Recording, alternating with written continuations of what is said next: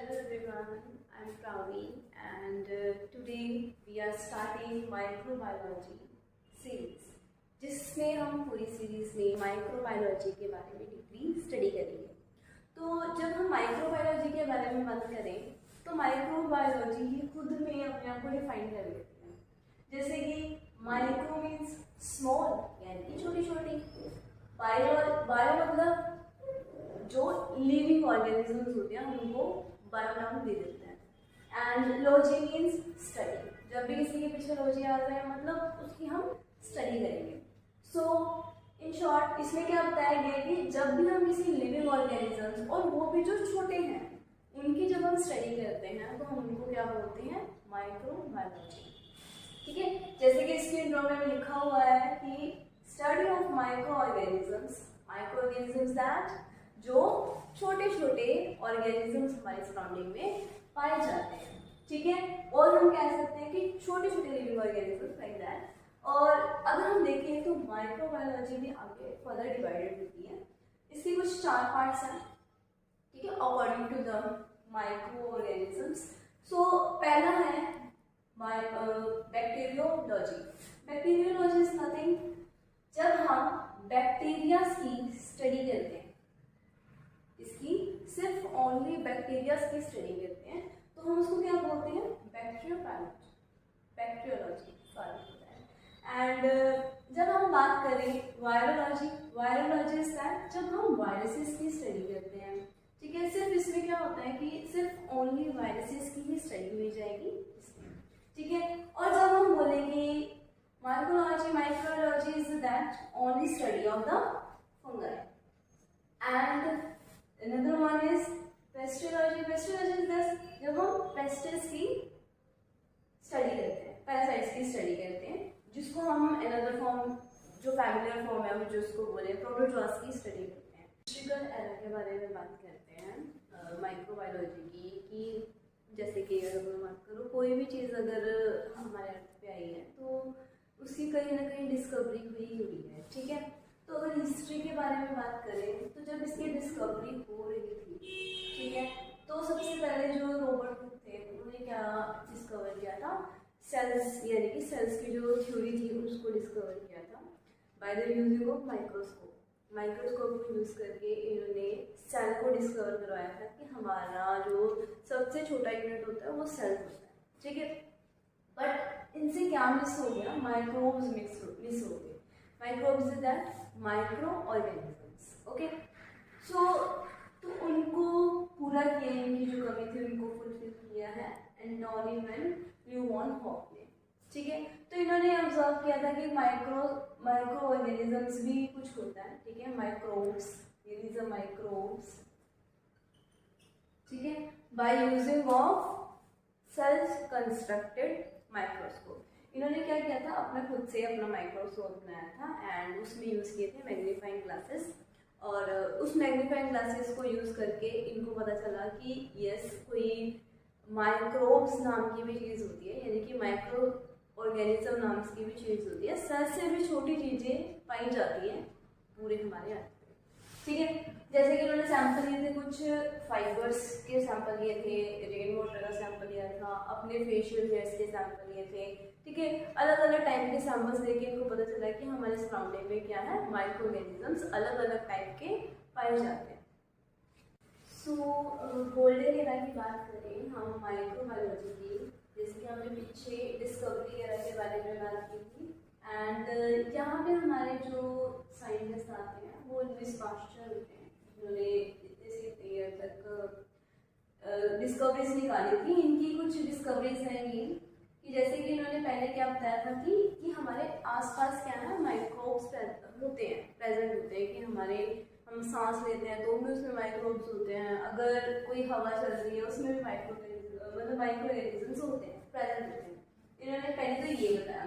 दूसरी चीज़ उन्होंने sterilization technique के बारे में बताया। स्टरलाइजेशन टेक्निक इज दैट कि माइक्रो ऑर्गेनिजम्स से हमें कैसे बचाया जा सके। जैसे कि अगर माइक्रो ऑर्गेनिजम्स की बात की जाए तो दोनों तरह के माइक्रो ऑर्गेनिजम्स हमारी सराउंडिंग में प्रेजेंट होते हैं, अच्छे भी और बुरे भी।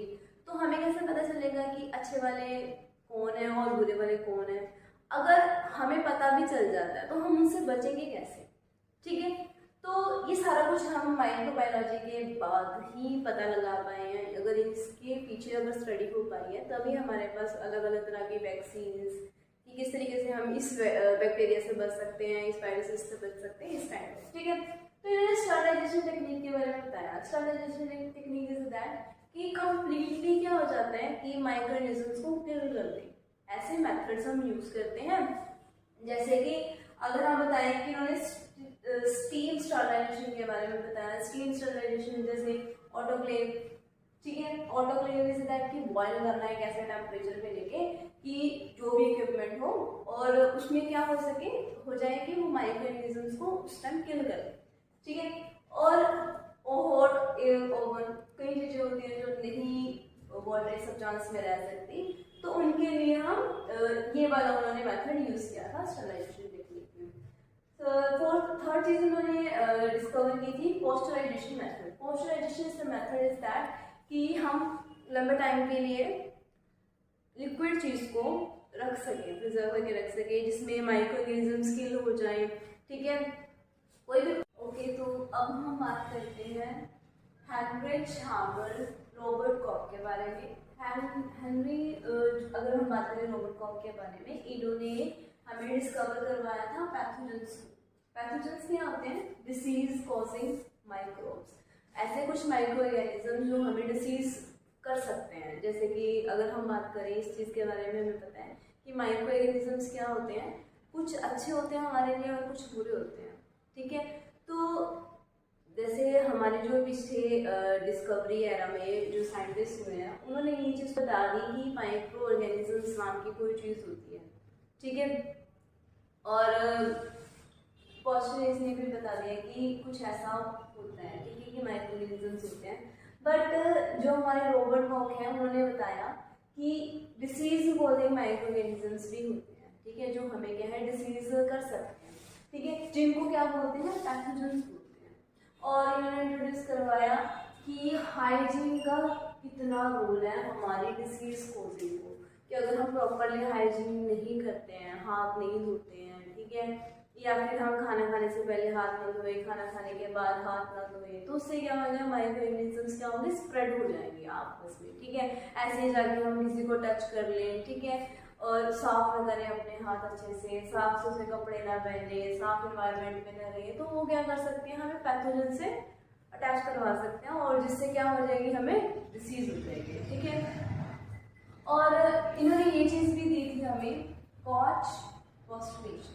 कॉच पॉस्टुलेशन इज दैट एक इस तरीके का प्रॉपर प्रोसेस है कि किस तरीके से एक पैथोजन जनरेट होता है, किस तरीके से हमारी बॉडी में एंटर होता है और किस तरीके से हमें डिसीज क्रिएट कर सकता है। इन्होंने बताए 4 मेथड्स कॉच पॉस्टुलेशन से, ठीक है, कि एसोसिएशन हो सकती है, ठीक है। एसोसिएशन इज दैट कि जैसे कोई, अब फॉर एग्जांपल हम ले लेते हैं कि कोई भी ऐसा एनिमल है उसके अंदर क्या है, पैथोजेंस पहले से ही प्रेजेंट है, ठीक है। अब ऐसा नहीं है कि जो डिसीज कॉजिंग पैथोजेंस है वो ऐसे ही जनरेट हो जाते हैं। कई बार क्या होता है कि ऐसी डिसीज एक पर्टिकुलर एनिमल को या पर्टिकुलर ह्यूमन को हो जाती है, जिससे कि वो क्या करते हैं, उसके अंदर ही क्या है, वो जनरेटेड होने शुरू हो जाते हैं।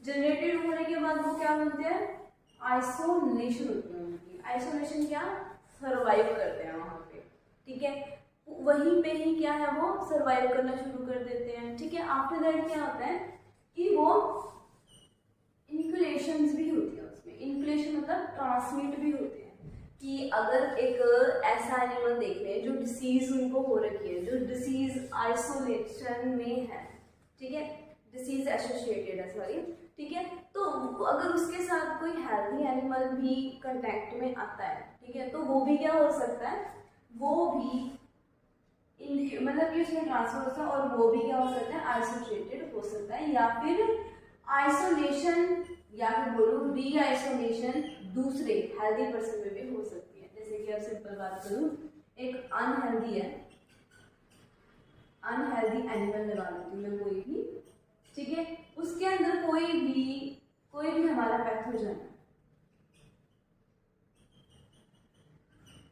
फिर वो क्या करता है, वहां पे आइसोलेट होता है, ठीक है, कि वहां पे रहता है, अपना घर बनाता है। फिर उसके बाद क्या होता है, वो ट्रांसमिटेड होता है, जिसको हम क्या बोलते हैं, इंक्यूलेशन। और फिर वो ट्रांसमिट होके क्या करता है, वो एक हेल्दी एनिमल में जाता है, ठीक है। फिर वो हेल्दी एनिमल क्या होता है, आगे जाके उसमें भी रीआइसोलेशन हो जाती है, ठीक है। तो इस तरीके से क्या है कि एक पैथोजन ट्रैवल करता है एक अनहेल्दी पर्सन टू एक हेल्दी पर्सन में, और उसको भी क्या कर देता है, उसमें भी जाके वो क्या है, डिसीज फॉर्म होनी शुरू हो जाती है, मतलब सेम सेम सिम्टम्स दिखाई देने लग जाते हैं।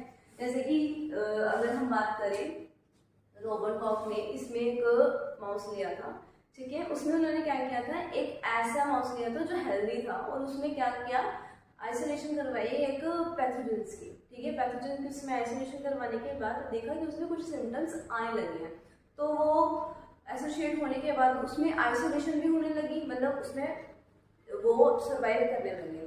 फिर उसके बाद उन्होंने क्या किया कि उसको उसके साथ एक और एनिमल रख दिया, ठीक है, जिसमें वो ट्रांसमिटेड हो गया, ठीक है, सेम ही पैथोजन। और फिर सेम ही पैथोजन उस अनहेल्दी एनिमल को भी क्या कर देता है, सेम अपने जैसे कंडीशन दिखाने देता है, वो री आइसोलेशन होने लग जाती है उसमें, और वो सेम जैसे सिम्टम्स पहले वाले में होते हैं वैसे वाले उसमें आ जाते हैं, जैसे कि वो मर जाता है तो सेकंड वाला भी क्या होता है, मर जाता है, ठीक है। बात करते हैं आप कि इसकी क्या स्कोप्स हैं, क्या नीड्स हैं। अब देखो बात करें इस चीज़ की कि माइक्रोबायोलॉजी की स्टडी क्यों जरूरी है। अगर हम माइक्रोबायोलॉजी की स्टडी कर लेते हैं तो आगे हमें क्या इसका बेनिफिट हो सकता है, ठीक है। अगर मैं सिंपली बात बताऊँ माइक्रोबायोलॉजी की अगर स्टडी करने की बात करें तो कुछ फैक्टर्स हैं जिसका जरूरी है हमें जानना, ठीक है।